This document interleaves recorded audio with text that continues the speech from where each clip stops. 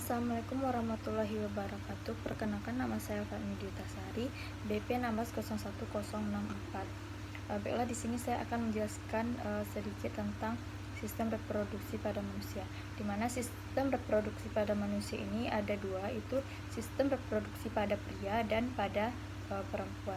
Dimana kalau pada pria itu organ reproduksi itu ada reproduksi luar dan organ reproduksi dalam. Dimana organ reproduksi luar ini terdapat penis, buah zakar, skrotum. Kalau reproduksi dalam itu ada testis, saluran reproduksi. Kemudian pada organ reproduksi wanita ataupun perempuan itu ada reproduksi dalam dan reproduksi luar. Kalau reproduksi dalam itu ada ovarium, ovidut, uterus, vagina, dan sebagainya. Kemudian pada reproduksi luar itu ada vulva dan payudara. Nah, yang pertama itu organ reproduksi laki-laki, di mana sama halnya dengan ciri sekunder dan primer. Organ reproduksi laki-laki ini dibedakan menjadi alat-alat reproduksi yang tampak dari luar yang berada di dalam tubuh. Seperti organ reproduksi luar itu ada penis, buah zakar, skrotum. Nah, di mana penis itu sendiri terdiri dari jaringan-jaringan otot, jaringan spons yang lembut, pembuluh darah, dan jaringan saraf. Nah, fungsinya itu untuk kopulasi.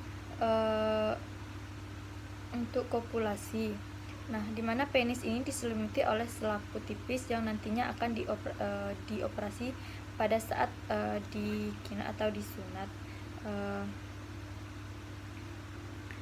Kemudian buah zakar yang terdiri kantung zakar yang di dalamnya terdapat sepasang testis dan bagian-bagian lainnya. Kulit luarnya juga disebut skrotum, di mana skrotum ini berfungsi melindungi testis serta mengatur suhu yang sesuai untuk spermatozoa, untuk sel sperma. Kemudian ada skrotum, itu kantung pelir yang merupakan kantung yang di dalamnya berisi testis, di mana skrotum ini berjumlah sepasang, yaitu skrotum kanan dan skrotum kiri. Di antaranya skrotum kanan dan kiri ini dibatasi oleh sekat yang berupa jaringan ikat dan otot polos. Kemudian otot dartos itu berfungsi untuk menggerakkan skrotum sehingga dapat mengurut dan mengendur. Di dalam skrotum itu juga terdapat serat-serat otot yang berasal dari penerusan otot lurik dinding perut yang disebut otot kremaster, di mana otot ini dia bertindak sebagai pengatur suhu lingkungan testis agar kondisinya stabil. Kemudian selanjutnya organ reproduksi dalam itu tadi ada testis, tubulus seminiferus, terus saluran reproduksi, itu saluran pengeluaran.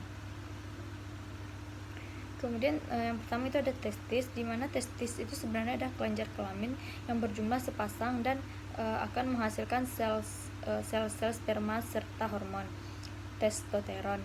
Skrotum dapat menjaga suhu testis. Jika suhu terlalu panas, maka skrotumnya juga akan mengembang. Jika suhu dingin, skrotum mengerut sehingga testis lebih hangat. Kemudian testis berbentuk oval dan terletak di dalam kantung pelir. Testis ini dia berjumlah sepasang. Testis juga terdapat di bagian tubuh sebelah kiri dan kanan. Testis kiri dan kanan itu dibatasi oleh satu sekat yang terdiri dari serat jaringan ikat dan otot polos, di mana fungsi testis itu sendiri secara umum merupakan alat untuk memproduksi sperma dan hormon kelamin jantan yang disebut dengan testosteron. Kemudian tubulus seminiferus, di mana dia terdapat di saluran-saluran halus yang disebut dengan saluran penghasil sperma. Kemudian dinding dalam saluran itu terdiri dari jaringan epitel dan jaringan ikat. Di jaringan epitelium ini dia terdapat kemudian ada saluran reproduksi. Saluran reproduksi ini maksudnya tempat sperma itu keluar atau jalan berupa lubang kecil yang menghubungkan organ dalam. Saluran pengeluaran pada organ reproduksi dalam pria itu terdiri dari epididymis, vas deferens, saluran ejakulasi, dan uretra.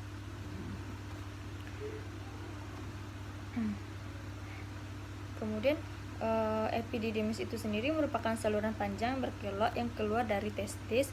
Epididymis ini dia berjumlah sepasang di sebelah kanan dan kiri.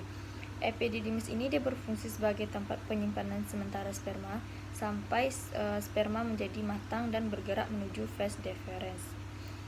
Kemudian vasa deferens itu berupa saluran panjang dan lurus yang mengangkut sperma ke vesika seminalis. Vas deferens atau saluran sperma ini merupakan saluran lurus yang mengarahkan ke atas dan merupakan lanjutan dari epididymis. Vas deferens ini tidak menempel pada testis dan ujung salurannya terdapat di dalam kelenjar prostat. Vas deferens ini juga berfungsi sebagai saluran tempat jalannya sperma dari epididymis menuju kantung semen atau kantung mani. Kemudian saluran ejakulasi itu saluran yang pendek dan menghubungkan vesikula seminalis dengan uretra. Kemudian saluran ini juga berfungsi untuk mengeluarkan sperma agar dia masuk ke dalam uretra. Nah, di mana uretra itu sendiri merupakan saluran panjang terusan dari saluran ejakulasi dan terdapat di penis. Tadi kan ada yang namanya semen. Semen itu merupakan campuran sperma. Kemudian tipikal ejakulatnya itu dari 2,5 untuk 5 mili volume. Terus kalau normalnya sperma itu 50 untuk 150 juta. Dimana tadi ada disebut dengan fase deferens, itu juga merupakan sperma yang sudah dibentuk. Dimana pada alat organ kelamin itu juga memiliki kelenjar, dimana itu ada vesikula seminalis. Ini berjumlah sepasang, dia terletak di bawah dan atas kantung kemih, merupakan tempat untuk menampung sperma sehingga disebut dengan kantung semen. Dia menghasilkan getah berwarna kekuningan yang kaya akan nutrisi bagi sperma dan bersifat alkali, bersifat untuk menetralkan suasana asam dalam saluran reproduksi wanita. Kemudian ada kelenjar prostat dan kelenjar Cowper. Kemudian pada organ reproduksi wanita itu terdiri dari vagina, vulva, mons veneris. Nah, di mana vagina ini merupakan saluran yang menghubungkan organ uretrus dengan tubuh bagian luar. Dia berfungsi sebagai organ kopulasi dan saluran persalinan keluarnya bayi, sehingga sering disebut dengan liang peranakan. Di dalam vagina juga ditemukan selaput darah. Kemudian ada vulva, itu merupakan suatu celah yang terdapat di bagian luar dan terbagi menjadi dua bagian. Itu ada labium mayor, merupakan sepasang bibir besar yang terletak di bagian luas dan membatasi vulva. Kemudian ada labium minor, itu sepasang bibir kecil yang terletak di bagian dalam dan membatasi vulva. Kemudian ada mons veneris, itu pertemuan antara kedua bibir vagina dengan bagian atas yang tampak membukit. Kemudian organ reproduksi dalam itu terdiri dari vagina, ada ovarium, flimbrae, infundibulum, tuba fallopi, dan oviduk. Di mana ovarium merupakan organ utama pada wanita yang berjumlah sepasang dan terletak di dalam rongga perut dan daerah pinggang sebelah kiri dan kanan. Dia berfungsi untuk menghasilkan sel ovum dan hormon wanita seperti estrogen yang berfungsi untuk mempertahankan sifat sekunder pada wanita, serta juga membantu dalam proses pematangan sel ovum. Nah, di mana progesteron yang berfungsi dalam memelihara masa kehamilan. Ovarium diselubungi oleh kapsul pelindung dan mengandung beberapa folikel, tapi folikel ini mengandung satu sel telur. Kemudian folikel itu adalah struktur seperti bulatan-bulatan yang mengelilingi oosit dan berfungsi menyediakan makanan dan melindungi perkembangan sel telur. Kemudian flimbrae itu merupakan serabut atau serabut lembut yang terdapat di bagian pangkal ovarium berdekatan dengan ujung saluran oviduk. Dia berfungsi untuk menangkap sel ovum yang telah matang yang dikeluarkan oleh ovarium.